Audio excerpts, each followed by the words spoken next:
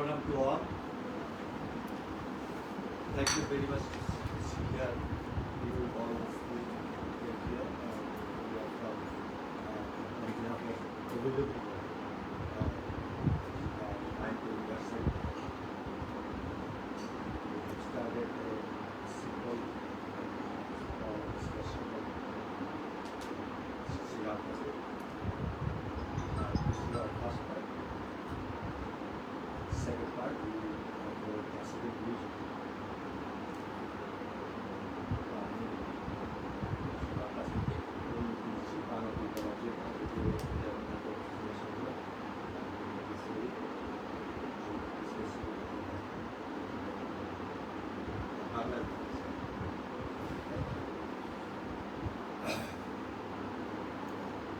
আমরা আসলে এখানে যারা উপস্থিত হয়েছি আমরা সবাই জানি শ্রীরাম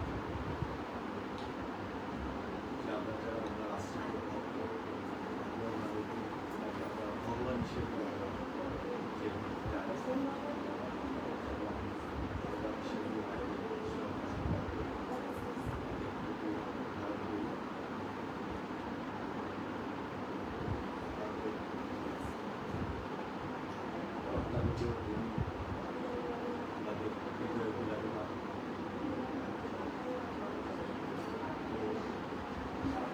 ডিটেলস বলবো না, সম্পর্কে অনেকে জানেন, আপনারা সবাই জানেন। বলবো যে ঠাকুরের দুইটা গল্প বলবো, ছোট করে বলবো। বলছেন যে যার যোগ বা তপস্যায় ভগবানকে লাভ করা যায়।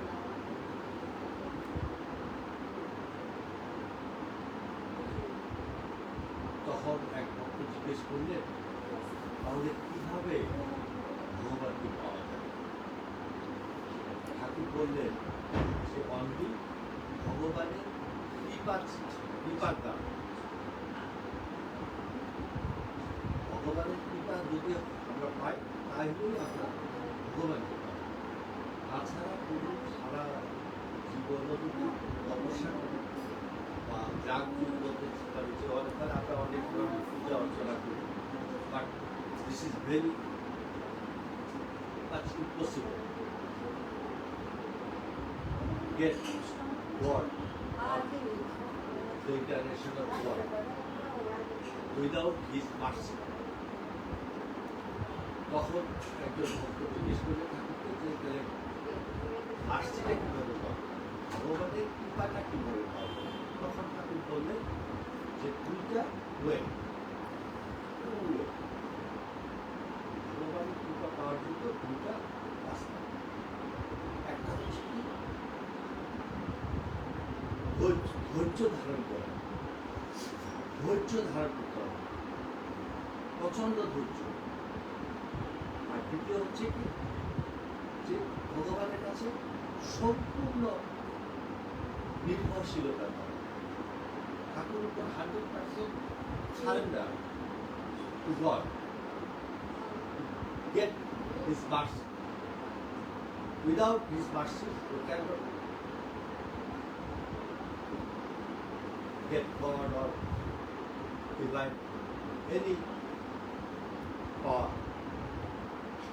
So, এই হচ্ছে একটা বিষয় যেটা আলাপ করলাম, যে ঠাকুরকে পেতে হলে ঠাকুরের কৃপা অবশ্যই পেতে হবে। এবং এই কৃপার জন্য যে দুইটা পথ ঠাকুর দেখিয়েছেন, সেই দুটা পথের মধ্যে আমি যেটা মনে করি যে ধৈর্য কিন্তু আমাদের খুব কম, আমাদের ধৈর্যটা খুব কম।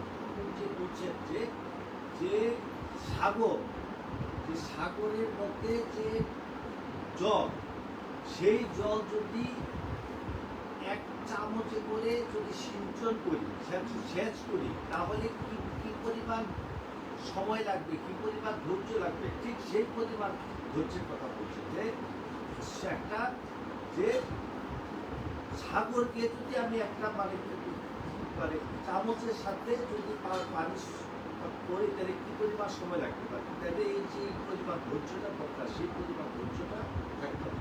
সেই পরিমাণ ধৈর্যটা আমাদের না।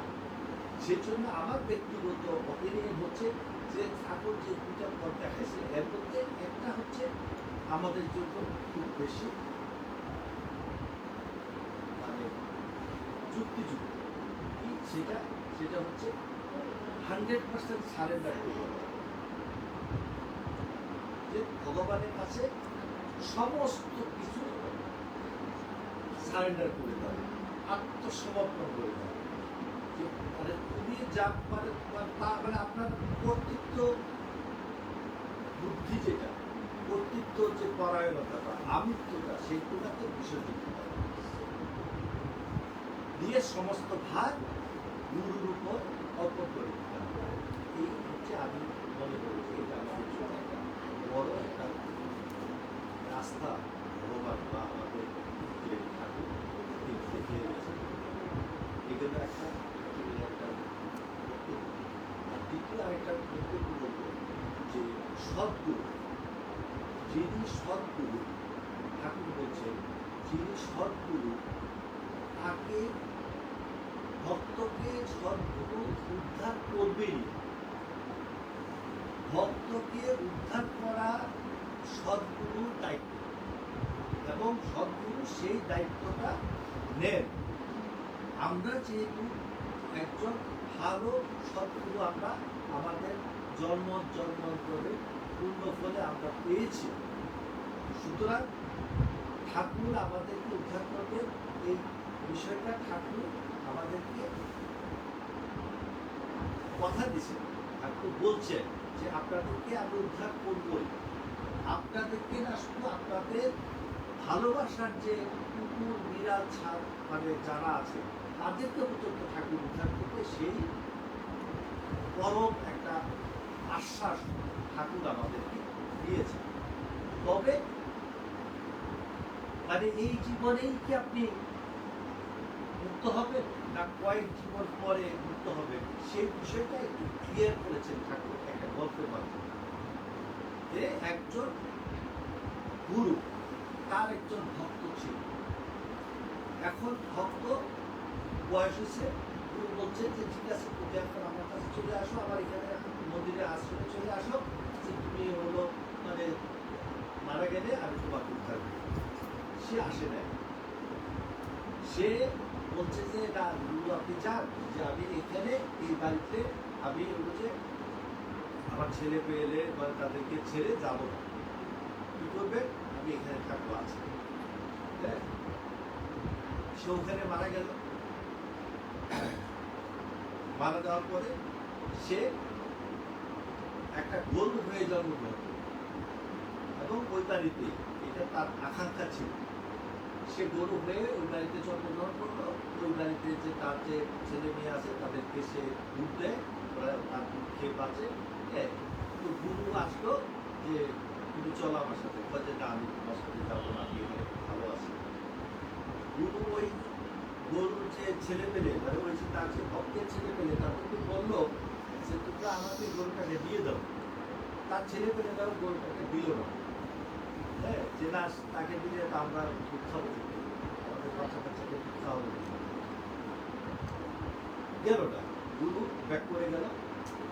থার্ড টাইম সে একটা কুকুর রূপে জন্মগ্রহণ করে ওই বাড়িতে। সে সারাত্র জেগে তার হলো যে তার যে আত্মীয় স্বজন তাদের বাড়িকে পাহারা দেয়, তাদেরকে যাতে চোর যাতে তাদের বাড়িতে যেতে না পারে এইভাবে তারা ব্যবস্থা। ঠিক একইভাবে গুরু আসলো, যে কুকুরকেও বললো যে তুমি আমার সাথে চলো।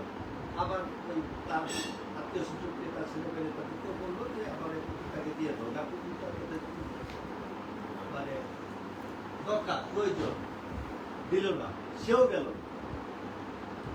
এইবার আবার জন্মগ্রহণ করলো, যে মারা গেল আবার জন্মগ্রহণ করলো একটা সাপ। এই সাপ কি করলো, একটা যে তাদের যে ধানের গোড়ার নিচে সে থাকে, যে ইঁদুর এসে যে ধান খায়, সেই ইঁদুরকে সে খায়। যে তাদের তার তার যে মানে তার বিষয়টা ঠাকুর বলতেছে, এটা ঠাকুরের বলা গল্প। ঠাকুর বলতেছে যে তার যে মানে তাদের প্রতি যে আসক্তি, এই আসক্তিটা সে ছাড়তে পারছে না। সে অবস্থায় এইবার গুরু বুদ্ধি বের করবে যে না, তাকে উদ্ধার করতে হবে। মানে সে বহুবার মানে তাকে বুদ্ধি কি এইবার ছেলে মেয়েদেরকে বললো যে তোমাদের গুলার যে নিচে একটা বিষধর সর্প আছে। এইবার সাথে সাথে ছেলেমেয়েরা লাঠি সুতা দিয়ে ওই গুলার ভাইয়া সাপ বের করলো, এইবার পিটানো শুরু করলো, সাপ বেড়ে ফেললো। এইবার গুরু গেল যে এইবার সাপটাকে আর বাইরো না, আমাকে দিয়ে দাও। যখন আধা মরা বেশি সাপটা, তখন হচ্ছে যে আমাকে সাপটা দিয়ে দাও, আমি নিয়ে নিয়ে থাকি। আমি এই সাপ আর আমাকে দরকার নেই, কারণ তাদের তো আর এই সাপ বা সাপ তো তাদের প্রয়োজন নেই। তারা সাপকে দিয়ে দিল। এইবার হলো ওই গুরু তাকে নিয়ে আলামরা সাপটাকে নিয়ে মন্দিরে গেল, তার আশ্রমে গেল, গিয়ে বললো তোমার কি সব মিশছে? হচ্ছে হ্যাঁ গুরু, সব মিশছে, আমাকে এবার উদ্ধার করবে। তখন মানে ওই সেই সাপ মারা গেল, তার গুরু তাকে উদ্ধার করলো, মানে আর পুনর্জন্ম আর দিল না, তাকে উদ্ধার করে নিয়ে গেল। মানে প্রায় কতগুলা জন্ম পার করলো, তারপরে সে উদ্ধার করলো। এই গল্পটা এই জন্য ঠাকুর বলছে যে আমাদের যে আসক্তি, হ্যাঁ, যে ভগবান আমাদেরকে বলছে, আমাদের রাম ঠাকুর আমাদেরকে বলছেন যে আমাদেরকে উদ্ধার করবেন, কিন্তু উদ্ধার করবেন বাট যে আমাদের আসক্তিগুলা, মনের যে আকাঙ্ক্ষাগুলা, কামনা বাসনাগুলা, এগুলাকে ত্যাগ করতে হবে। এগুলাকে যদি আমরা ত্যাগ না করি, আমাদের কামনা বাসনা যদি আমাদের থাকে, ততদিন আমরা কিন্তু মুক্ত হবো না। আমাদের সকালে মানে উদ্ধার করার ক্ষমতা আমাদের মিলবে না। আমাদেরকে কি আসা আর যাওয়া মানে পুনর্জন্ম চলতে থাকে কবিতা।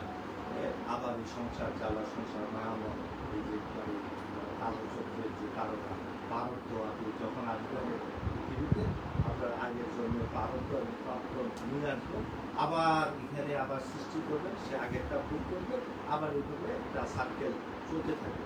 চলতে মনে করে যে এই জন্য আমাদের করতে হবে। আমরা যদি অরিজিনালি আমরা যদি মুক্তি চাই, আমরা যদি চাই যে ভগবান আমাদের উদ্ধার করুক, রাম ঠাকুর আমাদের উদ্ধার করুক, তাহলে আমাদের কি করতে হবে? আমাদের মন থেকে কামনা বাসনাগুলো মানে আসক্তি সব বিসর্জন দিতে হবে। ঠাকুর কি করছে? ঠাকুর বলছে যে আসক্তি বন্ধনের কারণ, হ্যাঁ, যে বিবাহ করিলে বন্ধন হয় না, হ্যাঁ, যে অনেকে বিবাহ করবে না, যে বিয়ে করবে, সন্ন্যাস করবে, হ্যাঁ, ঠাকুর বলছে যে না, ঠাকুর মানে সন্ন্যাস নেওয়ার জন্য ইচ্ছাই করবে। যারা অরিজিনালি যারা যেতে চায় তাদেরকে কতদিন, যারা সুখান্বেষী মানে যাদের সুখের অন্বেষণে যারা বা সন্ন্যাস করতে চায়, তাদেরকে ঠাকুর করতে, তারা হচ্ছে সুখান্বেষী। যে মানে ঠাকুর বলতেন যে শিব, ব্রহ্মা, বিষ্ণু সবাই বিয়ে করছে, হ্যাঁ, তারা মানে তাদের সবাই বিয়ে করছে, সংসার ধর্ম পালন করছে। সবের মানে সংসার ধর্ম পালন না করলেই আমি মানে স্বর্গে চলে যাব, সেটা না। সেটা হচ্ছে যে ঠাকুর বলছেন যে আপনার সংসার করবে, সব কিছু করবেন, আপনার দায়িত্ব কর্তব্য সব কিছুই পালন করবেন, কিন্তু আপনার মধ্যে যে কোনো ধরনের আসক্তি থাকতে পারবে। আসক্তি থেকে মুক্ত হতে হবে আমাদেরকে ভগবানের প্রতি 100% আমাদের আত্মসমর্পণ করে ভগবানকে স্মরণ করলে আমরা আমাদের যে মূল যে আমাদের লক্ষ্য, মানব জীবনের যে মূল লক্ষ্য, এই মূল লক্ষ্যে আমরা পৌঁছাতে পারবো। আসলে আমাদের একটা প্রোগ্রাম আছে সামনে, সুতরাং আজকে আমি বলে আমি আপনাদের শেষ করছি। যে সবাইকে আপনার প্রণাম জানাই, আমরা প্রণাম।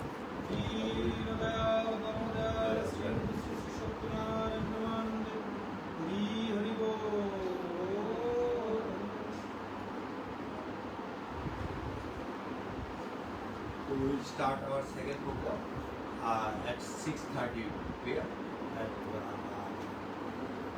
we'll try to finish our program at 8 p.m. Thank you very much.